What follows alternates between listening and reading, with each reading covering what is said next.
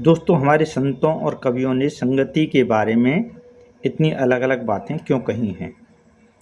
एक और रहीमदास जी कहते हैं कि जो रहीम उत्तम प्रकृति का कर सकत कुसंग, चंदन विश्व व्यापत नहीं लिपटे रहत भुजंग। यानी कि जिस व्यक्ति की प्रकृति उत्तम है तो कुसंग उसका कुछ भी नहीं बिगाड़ सकता। लेकिन दूसरी ओर एक लोकोक्ति है जिसमें कहा गया है कि काजर की कोठरी में कैसो ही सयान हो जाए, एक लीक काजर की लागे है पे लागे है। इसका अर्थ है कि चाहे कोई कितना भी बुद्धिमान हो, वातावरण का प्रभाव उस पर अवश्य ही पड़ता है। और फिर कबीरदास जी कहते हैं कि कविरा संगत साधु की जो गंधी की बास, जो कछु गंधी दे नहीं तो भी बास सुबास। भारतीय अध्यात्म हमें एक शिक्षा और देता है कि संसार में रहो लेकिन कमल के समान रहो, कीचड़ में रहो लेकिन कीचड़ को अपने अंदर प्रवेश मत करने दो। तो आज हम जिस विषय पर बात करेंगे वो है कि आखिर सत्य क्या है। क्या मनुष्य वातावरण से प्रभावित होता है या वातावरण से ऊपर भी उठ सकता है? क्या हमें काजल की कोठरी से बचना चाहिए या फिर चंदन की तरह बन जाना चाहिए? आज हम इन सभी प्रश्नों का उत्तर खोजने का प्रयास करेंगे। मुझे लगता है कि इन सभी दोहों को समझने की कुंजी दो शब्दों में छुपी है और वो दो शब्द हैं, एक है संगति और दूसरी है पात्रता। संगति का प्रभाव सभी पर पड़ता है, लेकिन उस प्रभाव का जो परिणाम होता है वो व्यक्ति की पात्रता, उसके संस्कार, उसके व्यक्तित्व की दृढ़ता पर निर्भर करता है। यहीं से इन दोहों का रहस्य खुलना प्रारंभ होता है। काजर की कोठरी में कैसो ही सयान हो जाए, एक लीक काजर की लागे है पे लागे है। ये जीवन का सामान्य नियम है। जिस वातावरण में हम रहते हैं उसका प्रभाव धीरे धीरे हमारे विचारों पर, हमारे व्यवहारों पर, हमारे व्यक्तित्व पर पड़ने ही लगता है। आज संगति का अर्थ सिर्फ मित्र नहीं होते। हम क्या देखते हैं, क्या सुनते हैं, क्या पढ़ते हैं, किन लोगों को सोशल मीडिया पर देखते हैं, किन विचारों को बार बार अपने मन में प्रवेश कराते हैं, यह सभी हमारी संगति है। इसलिए अधिकांश लोग अपने वातावरण से प्रभावित हो ही जाते हैं। लेकिन फिर रहीम जी कहते हैं कि जो रहीम उत्तम प्रकृति का कर सकत कुसंग, चंदन विश्व व्यापत नहीं लिपटे रहत भुजंग। यहाँ रहीम सामान्य मनुष्य की नहीं बल्कि उत्तम प्रकृति वाले मनुष्य की बात करते हैं। चंदन पर विषैले सांप लिपटे रहते हैं लेकिन चंदन स्वयं विषैला नहीं होता है। यहाँ एक प्रश्न है, क्या चंदन एक दिन में चंदन बन जाता है? चंदन एक दिन में चंदन नहीं बनता। एक चंदन के वृक्ष को परिपक्व होने में और अपनी सुगंध विकसित करने में 15-20 वर्ष का समय लग जाता है।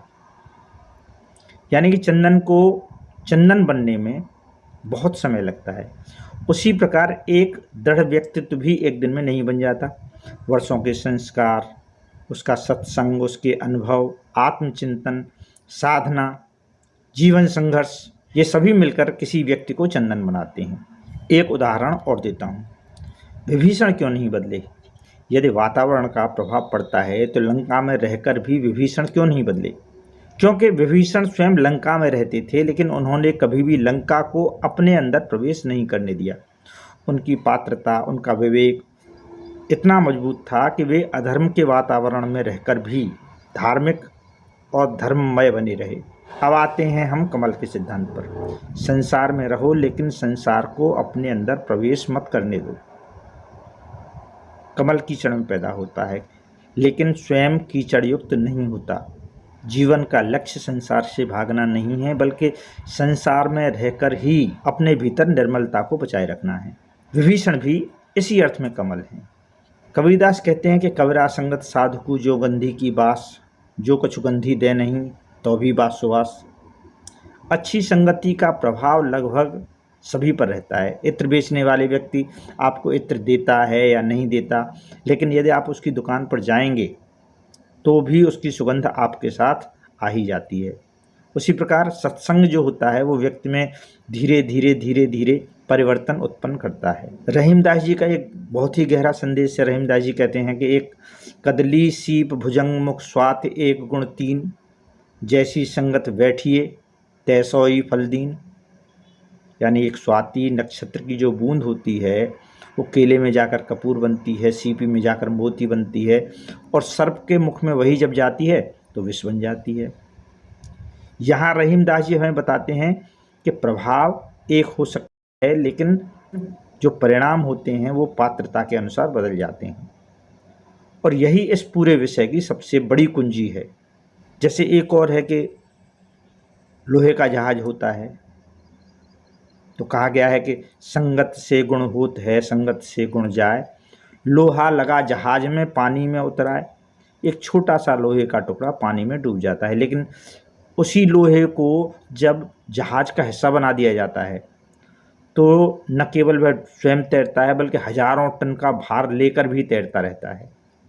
उसका पदार्थ नहीं बदला, लेकिन उसकी संगति बदल गई। गोस्वामी तुलसीदास जी भी कहते हैं कि सठ सुध रहें सत्संगत पाई, पारस परस कुधातु सुहाई। यानी कि सत्संग से दुष्ट व्यक्ति भी सुधर जाते हैं। और एक बड़ा ही प्यारा दोहा है कि धूम कुसंगत कारिक होई, लिखाए पुराण मंजु मस सोई। धुआं जो होता है वो कुसंगति के कारण कालिक होता है, लेकिन यदि उसी को उचित संगति मिल जाती है तो वो शास्त्रों को लिखने वाली शाही भी बन जाता है। तो इसका क्या निष्कर्ष है? हम सभी दोहों को देखें तो हमें ये लगता है कि एक दोहा दूसरे का विरोध कर रहा है, लेकिन ये दोहे एक दूसरे का विरोध नहीं है, ये एक ही सत्य के विभिन्न आयाम हैं। संगति का प्रभाव सभी पर पड़ता है। प्रभाव का परिमाण पात्रता पर निर्भर करता है।